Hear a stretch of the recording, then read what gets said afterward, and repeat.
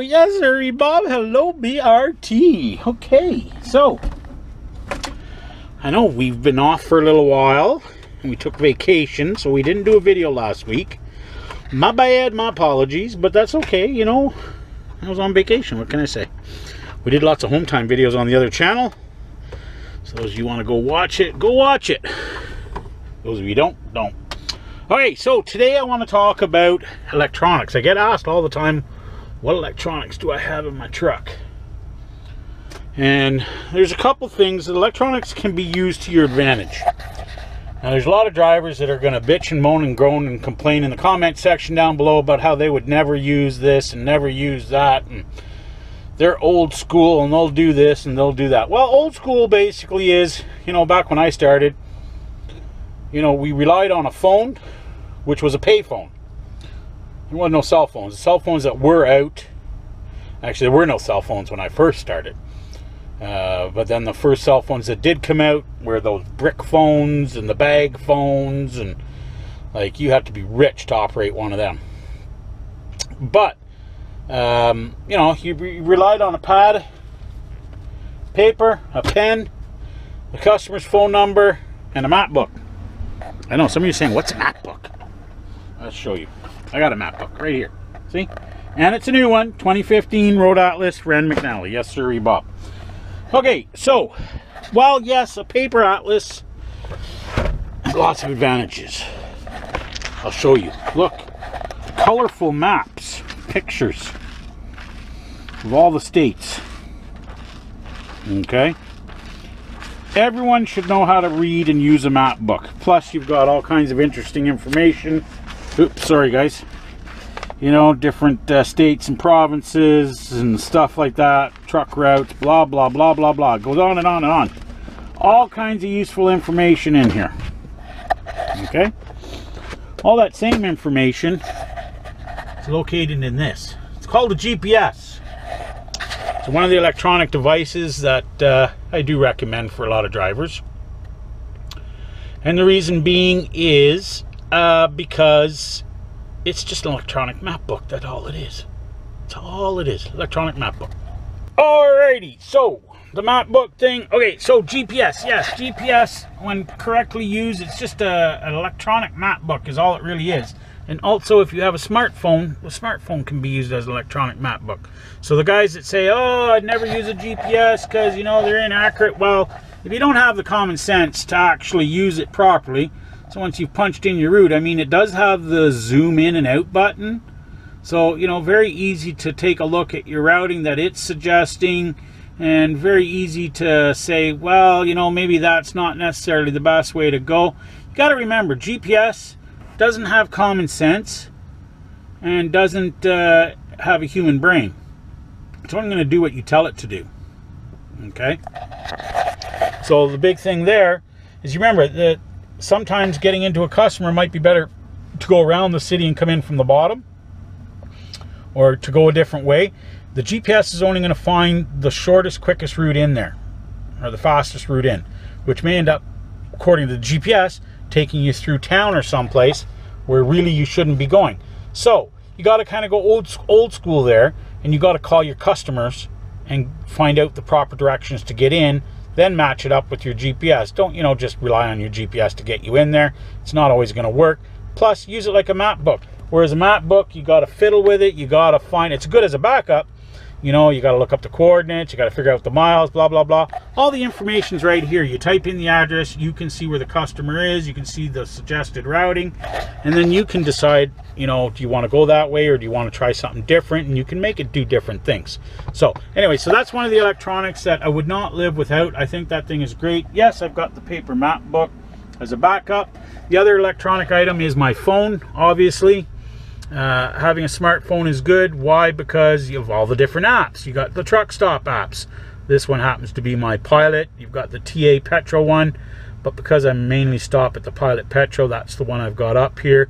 I do have the TA Petro one somewhere in here, I believe. I just don't know where it's down here. I've got TransFlow. I've got the Weather Network. There's a bunch of different ones that I've got in there. It all depends on what you need. You've also got Google Maps. What's good about Google Maps finding your places is you can go into satellite view, so you can actually see what the entrances to some of these places look like, whereas on this you can't see it. Go to Google Maps on your phone, you can. So actually you're at a huge advantage if you have these electronics. So another electronic item I carry in my truck is my dash cam. Very important to have one nowadays. Nowadays there's just way too many crazy people on the road. Bad drivers, bad truck drivers. That thing runs 24/7. It's running right now even though it's off. I'll just hit the button just to show you.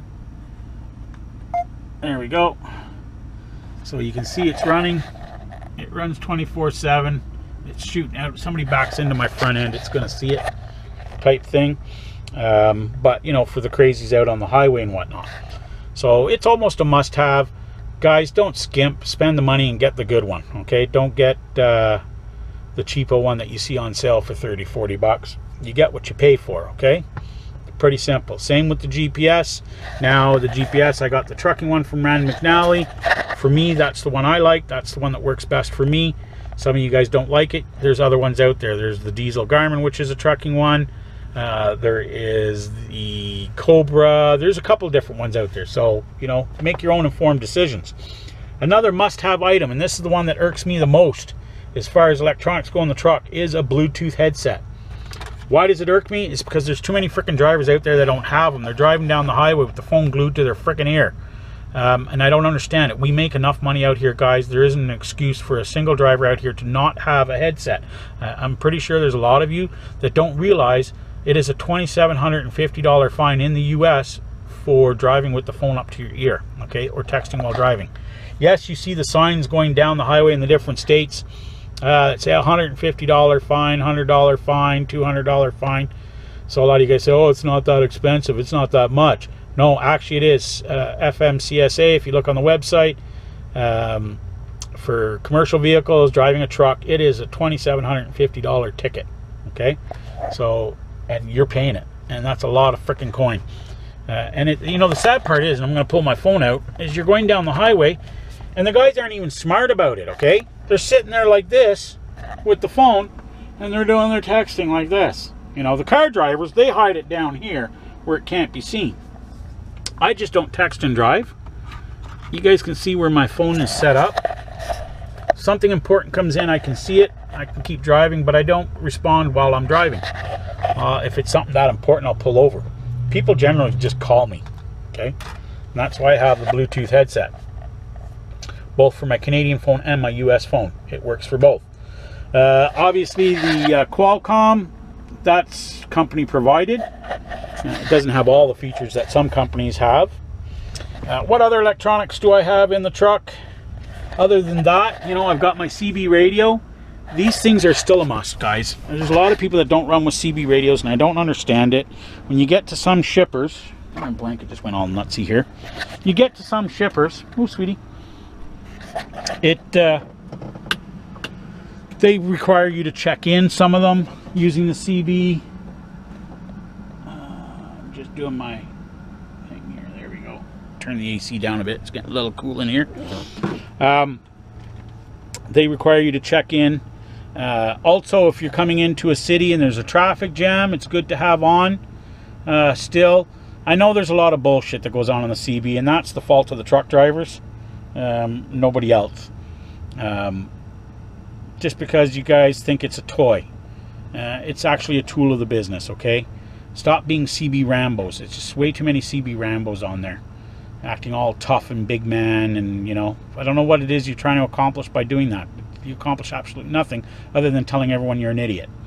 But yeah, you know, it's good for traffic. A lot of times you won't get an answer, but you just keep it on. I pull up to a traffic backup, whether it be construction. There's always somebody yelling on it, what's going on, blah, blah, blah. You don't even have to talk if you don't want to on it. Just turn it on, turn the squelch down. You'll hear what's going on. I leave it on low. I leave the squelch up so that, you know, truck that's trying to yell at me has to be fairly close to me. And a lot of times it saved my butt getting stuck into a traffic jam where I heard about it and I was able to detour. So it helps you there. So the CB is a must. You don't have to spend a shitload of money on one. You can get them fairly cheap. Don't buy the cheapo one, but you know, go somewhere in the middle. That's my suggestion. Do whatever you want. The other electronic items I have would be my laptop in the truck, TV. Okay, these are for entertainment purposes, and my cameras, of course. And then, of course, the non-electronic item is this little girl right here. Keeps me busy. And right now she's hungry, so she's like, Dad, can you stop freaking screwing around with the camera and feed me? So yeah, the TV's great for entertainment purposes. I know you can watch movies on your laptops, but as far as TV signal goes, when you get near a town, you know, sometimes you just want to watch local news or whatever, see what's going on. So, you know, get yourself a good HD antenna, hook it up, and you know, you'll pick up channels. The one I got that you buy at the Flying J Pilots, it's like 40 bucks or whatever. Works really, really well, especially when you're in you know, metropolitan areas. When you're out in the middle of the boondocks, you're not going to really pick anything up, but it's great. You get you know, I've had upwards of 40 channels with it. So that's the other electronic arm. So basically, electronics are GPS, cell phone, dash cam, laptop, and TV, and the CV radio. That's pretty much it for electronics. And yeah, so what kind of electronics do you guys have? There's probably other stuff out there. I don't know what there is, but what's the matter with you, boo-boo? You goofy head. Yeah, so, you know, get the electronic. Oh, and the Bluetooth headset. Yes, that's considered an electronic item too. Absolute must, right? Gotta have that Bluetooth, huh? Yes, you do. Yes, you do. Yes. Just, I'm hungry, damn it. And when are you gonna feed me? When are you gonna feed me? Feed me, man. Feed me. I'm gonna chew your thumb. Yes. Okay, so that's it for today's video. People have been asking what electronics do I have in the truck. Ow, that hurts. That's what I got for electronics. I can't think of anything else. Is there anything else? I don't think there's anything else. No, there was nothing else for electronics. That's pretty much it. Oh, and I've got, yes, this is something I've got. It's electronic, yes. And you can't see it very well, but I got my printer slash scanner. It's the portable kind. I paid big bucks for it. It works awesome. It works off a battery, so I don't even need to plug it in if I need my printer to go. But I mean, I've got inverter in here, so it works off of that too. So you can charge it, the battery off a small inverter. You don't need a large inverter. You can get one of them inverters that plugs 12 volt, and you can charge that thing off of that, just like you can run your laptop off of the smaller inverters. You can run the TV off of a smaller inverter. So all these electronics I just showed you work with small inverters or 12 volt. So there you go. That's it. That's all. Talk to you in the next video.